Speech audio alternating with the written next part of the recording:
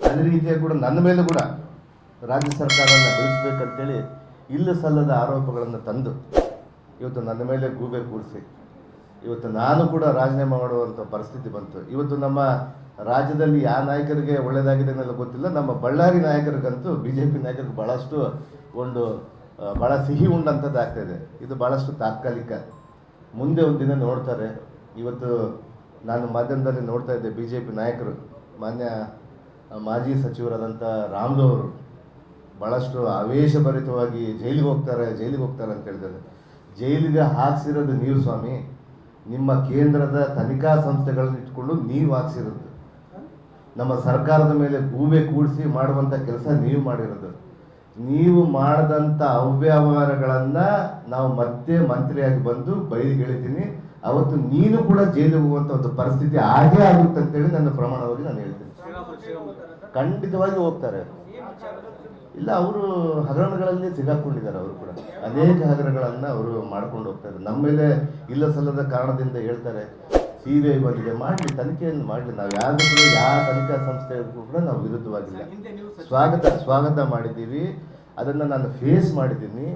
ನ್ಯಾಯಾಲಯಗಳಲ್ಲಿ ಯಾವ ರೀತಿ ಆಗ್ತದೆ ಅಂತೇಳಿ ತಾವು ನೋಡ್ತಾ ಇದ್ದೀರಿ. ಇವತ್ತು ಅದೇ ರೀತಿ ಮೂಡಾ ಹಗರಣದಲ್ಲಿ ಕೂಡ ಇವತ್ತು ಮಾನ್ಯ ಮುಖ್ಯಮಂತ್ರಿ ಮೇಲೆ ಕೂಡ ಮಾಡ್ತಾ ಇದ್ರು. ಇವತ್ತು ಏನಾಗಿದೆ ಅಂತೇಳಿ ಇವತ್ತು ತಾವು ನೋಡ್ತಾ ಇರ್ತೀರಿ. ಯಾರು ಅದರಲ್ಲಿ ಆಪಾದನೆ ಮಾಡಿಕೊಂಡು ಯಾರು ಅದರಲ್ಲಿ ಹಗರಣದಲ್ಲಿ ಸಿಗಾಕೊಂತಾರೋ ಅದನ್ನು ಬಯಸಿದೆ. ಎಲ್ಲ ಹಗರಣಗಳಲ್ಲಿ ಎಲ್ಲ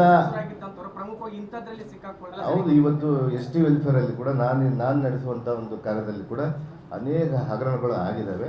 ಅವನ್ನೆಲ್ಲ ಕೂಡ ಬಯಲಿಗೆಳೆಯುವಂತ ಒಂದು ಕೆಲಸ ಮಾಡ್ತೀವಿ ನಾವು ಬಂದ ಮೇಲೆ. ಅವರು ವಿನಾಕಾರಣ ಕೋವಿಡ್ ವಿಚಾರದಲ್ಲಿ ಹೆಲ್ತ್ ಮಿನಿಸ್ಟರ್ ಇದ್ದಾಗ ಯಾವ ರೀತಿ ಮಾಡಿದ್ದಾರೆ, ಇವತ್ತು ಅದೆಲ್ಲ ಕೂಡ ಈಗಾಗಲೇ ತನಿಖಾ ಸಂಸ್ಥೆಗಳು ಜೊತೆಗಿದ್ದಾವೆ. ಅವರು ಕೂಡ ಇವತ್ತು ಬಹಳ ಖುಷಿಯಾಗಿ ನಾಗೇಂದ್ರ ಜೈಲಿಗೆ ಹೋಗಿನ ಅಂತೇಳಿ ಖುಷಿ ಪಡ್ತಾ ಇದ್ದಾರಲ್ಲ. ನೀವು ಜೈಲಿಗೆ ಹೋಗುವಂಥ ಸಂದರ್ಭ ಕೂಡ ಬರುತ್ತೆ ಸ್ವಾಮಿ. ಇವನ್ ನಾವೆಲ್ಲ ನಾನು ಮಂತ್ರಿ ಆಗಿದ್ದಲ್ಲ, ಅವರು ಹಗರಣದಲ್ಲಿ ಏನು ಸಿಗಾಕೊಂಡ್ರೆ ಖಂಡಿತವಾಗಿ ಹೋಗ್ತಾರೆ. ನಾಗೇಂದ್ರ ಜೈಲಿಗೆ ಕಳಿಸೋದಂತಲ್ಲ, ಸಿಸ್ಟಮ್ ಕಳಿಸುತ್ತೆ, ಆಡಳಿತ ಕಳಿಸುತ್ತೆ. ಅವ್ರು ಏನಾದರೂ ತಪ್ಪಿತಸ್ಥರು ಅದರಲ್ಲಿ ಇದ್ದಾರೆ ಅಂದರೆ ಖಂಡಿತವಾಗಿ ಹೋಗೇ ಹೋಗ್ತಾರೆ.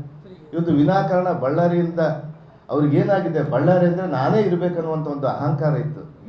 ಕಳೆದ ಎರಡು ಚುನಾವಣೆಗಳಲ್ಲಿ ಕೂಡ ಸೋತು ಸುಣ್ಣಾಗಿದ್ದಾರೆ. ಇನ್ನೂ ಬುದ್ಧಿ ಬಂದಿಲ್ಲ ಅವರಿಗೆ.